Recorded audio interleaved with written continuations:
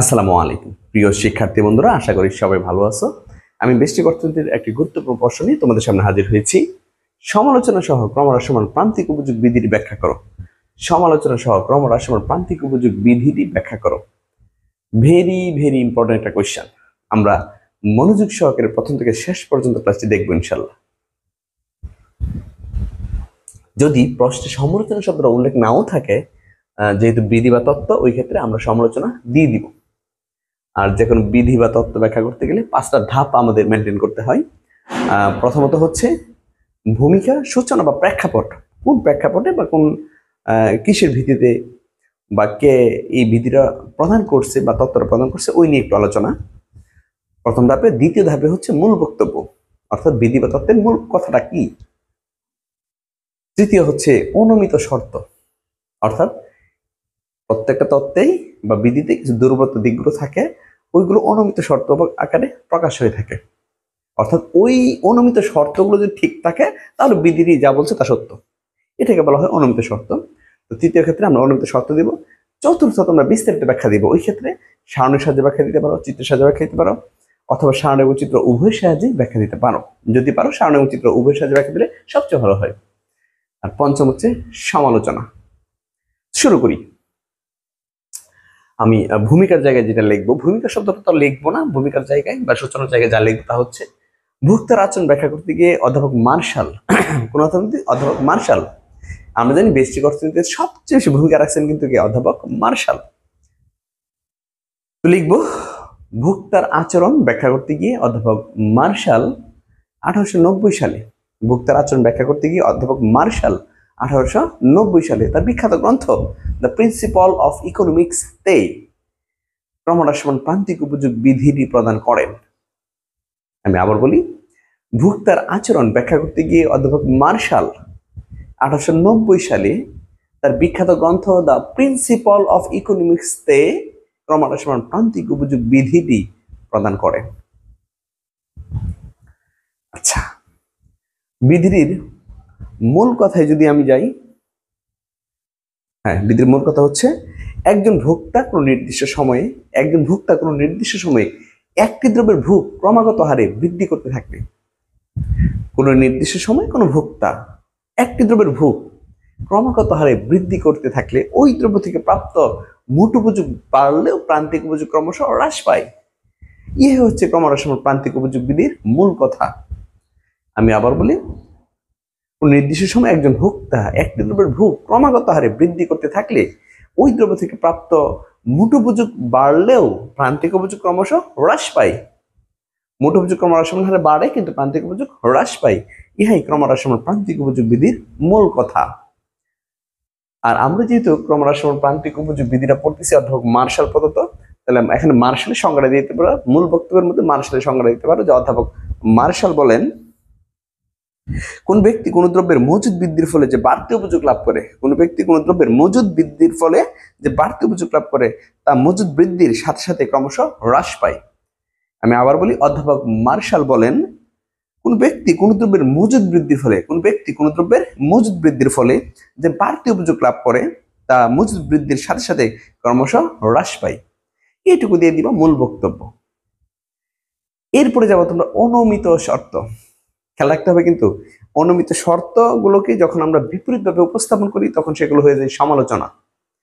অনুমিত শর্তগুলোই হচ্ছে যেমন তত্ত্ব বা বিধির দুর্বলতা, আর আমরা দুর্বল দিকগুলো নিয়েই তো সমালোচনা করি, তাই না? তাহলে অনুমিত শর্তগুলোকে যখন আমরা বিপরীতভাবে উপস্থাপন করি তখন সেগুলো হয়ে যায় সমালোচনা। তাহলে অনুমিত শর্তগুলো ভালো করে খেয়াল রাখবা। অনুমিত শর্তগুলো হচ্ছে একটি নির্দিষ্ট সময় বিবেচ্য, সম্পর্কিত দ্রব্যের দাম স্থির, ভোক্তার আয় রুচি অভ্যাস ইত্যাদি স্থির, দ্রব্যের একক সমূহ সমজাতীয়, তারপর হচ্ছে ভোক্তা যুক্তিশীল, অর্থের প্রান্তিক উপযোগ স্থির, উপযোগ অর্থের মাধ্যমে পরিমাপযোগ্য। এই ধরনের 6-7টা দিয়ে দিবা। আমি আবার একটু বলে নেই। অনুমিত শর্ত: একটি নির্দিষ্ট সময় বিবেচ্য, সম্পর্কিত দ্রব্যের দাম স্থির, ভোক্তার আয় রুচি অভ্যাস ইত্যাদি স্থির, ভোক্তা যুক্তিশীল, দ্রব্যের একক সমূহ সমজাতীয়, উপযোগ অর্থের মাধ্যমে পরিমাপযোগ্য, অর্থের প্রান্তিক উপযোগ স্থির। এই হচ্ছে অনুমিত শর্ত। এরপরে লিখবা বিধিটি বা তত্ত্বটির ব্যাখ্যা। বিধিটির ব্যাখ্যা বিধিটির ব্যাখ্যা লিখবা যে নিম্নের সারণীর সাহায্যে বিধির ব্যাখ্যা দেওয়া হলো। নিম্নে সারণীর সাহায্যে বিধির ব্যাখ্যা দেওয়া হলো। যা কাজ করবা, একটা সারণী দিয়ে দিবা।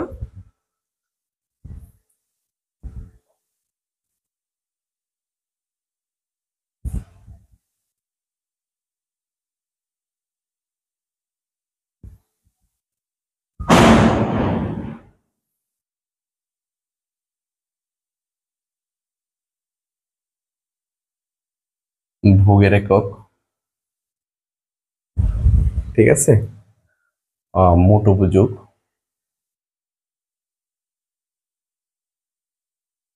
ইউ, ভোগের একক কিউ, আর এখন হচ্ছে প্রান্তিক উপযোগ।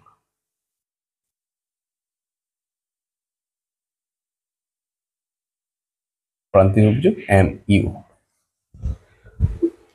ওকে, তাহলে আমরা যে কাজটা করবো এখানে প্রথম একক, দ্বিতীয় একক, তৃতীয় একক, পঞ্চম একক, ব্যাস। আর সহজে মনে রাখার জন্য আমি বলতেছি তুমি মোট উপযোগ আগে না দিয়ে আগে প্রান্তিক উপযোগটা দিও, তাহলে সহজে মনে রাখতে পারবা। যেমন 3 ইউটিল, তুমি কিন্তু মূল বক্তব্যে পড়ছো যে ভোগের একক বাড়তে থাকে, প্রান্তিক উপযোগ ক্রমশ হ্রাস পাই। তাহলে আমি এক করে কমাই দিব।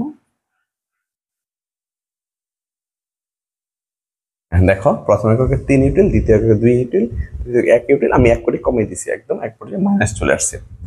আর মোট উপযুক্ত প্রান্তিককে যোগ করে আমরা মোট পেয়ে থাকি। প্রথম এককের মোট প্রান্তিক সব সমান, তাহলে 3 এর সাথে 2 যোগ করবো, তাহলে হবে 5, তার সাথে 1 যোগ করবো হবে 6, তার সাথে 0 যোগ করবো হবে 6, তার থেকে 1 বাদ দিব হবে 5। ব্যাস, এই হচ্ছে মোট উপযোগ। তাহলে আমি এখানে ব্যাখ্যা দিতে পারি। সারণীতে দেখা যাচ্ছে প্রথম একক দ্রব্যের প্রান্তিক উপযোগ কত? 3 ইউটিল।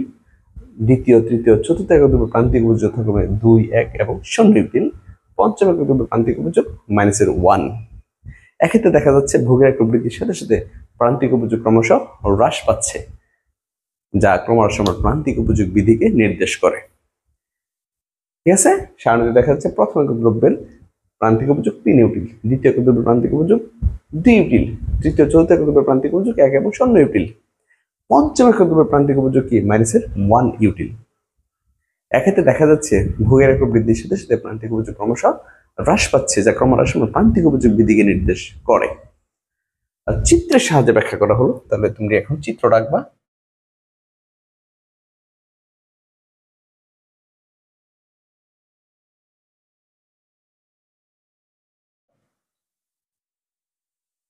যে মান দিছ, এই মান দিয়ে চিত্র রাখতে পারো। ভূমিকা থাকে ভোগের একক, ভোগের একক লিখে নিতে পারো। প্রথম ভোগের একক প্রথম, দ্বিতীয়, তৃতীয়, চতুর্থ, হ্যাঁ দূরত্ব যেন সমান হয়, হ্যাঁ দূরত্বটা যেন সমান হয়, পঞ্চম। আর যদি তুমি মানে যাও, এখানে দেখো প্রান্তিক উপযোগ 3, 2, 1, 0, -1, তাহলে আমি ব্যবধান 1 করে নিতে পারি। এটুকু 1, যদি এটুকু 1 হয় ঠিক সমদূরত্বে 2, ঠিক সমদূরত্বে 3, y আর x, এই যে প্লাসের 1 হয় ঠিক সমদূরত্ব হবে -1, সমদূরত্ব হবে -1। আর লম্বকে থাকবে প্রান্তিক উপযোগ, প্রান্তিক উপযোগ এম ইউ, মার্জিনাল ইউটিলিটি। আর ভূমিকা হচ্ছে ভোগের একক, ভোগের একক।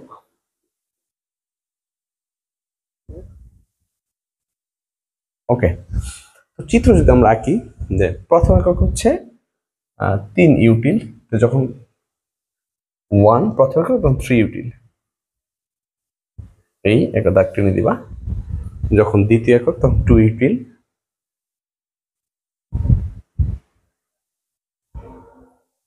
তারপর যখন তৃতীয় একক 1 ইউটিল, যখন চতুর্থ একক তখন 0, যখন পঞ্চম তখন 1 ইউটিল।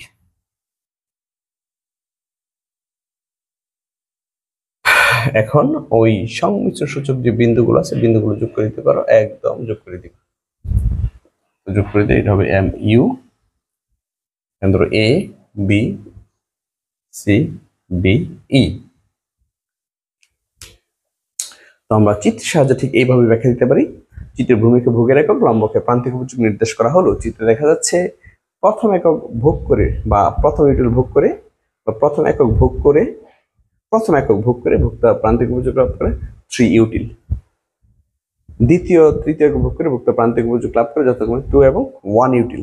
চৌথ একক ভোগের ক্ষেত্রে ভোক্তা প্রান্তিক উপযোগ হয় 0। ওই যে এমইউ দেখো ভূমিকে লেগে গেছে, আর ভূমিকে লাগাতে এখন মানটা হয়ে গেছে 0। চতুর্থ একক ভোগের ক্ষেত্রে ভোক্তা প্রান্তিক উপযোগ হয় 0। পঞ্চম একক ভোগ করলে ভোক্তা প্রান্তিক উপযোগ হয় ঋণাত্মক। এক্ষেত্রে দেখা যাচ্ছে ভোগের একক বৃদ্ধির সাথে সাথে প্রান্তিক উপযোগ ক্রমশ হ্রাস পাচ্ছে, যা ক্রমহ্রাসমান প্রান্তিক উপযোগ বিধিকে নির্দেশ করে।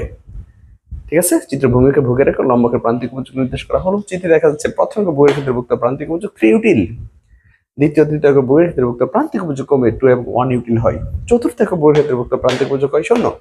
পঞ্চম একক ভোগের ক্ষেত্রে ভোক্তা প্রান্তিক উপযোগ হয় ঋণাত্মক। এক্ষেত্রে দেখা যাচ্ছে ভোগের একক বৃদ্ধির সাথে সাথে প্রান্তিক উপযোগ ক্রমশ হ্রাস পাচ্ছে, যা ক্রমহ্রাসমান প্রান্তিক উপযোগ বিধিকে নির্দেশ করে। ব্যাস। এরপরে লিখবা সমালোচনা। সমালোচনাগুলো হচ্ছে অনুমিত শর্ত যেগুলো লেখছে এগুলোকে বিপরীতভাবে উপস্থাপন করবা। যেমন অনুমিত শর্ত ছিল একটি নির্দিষ্ট সময় বিবেচ্য, তো তুমি লিখবা যে যদি এই তত্ত্বে ধরে নেওয়া হয়েছে অথবা এই বিধিতে ধরে নেওয়া হয়েছে একটি নির্দিষ্ট সময় বিবেচ্য, অর্থাৎ সময় যদি নির্দিষ্ট না থাকে অর্থাৎ ভিন্ন ভিন্ন সময় যদি ভোগ করে তাহলে বিধিটি কার্যকর নয়।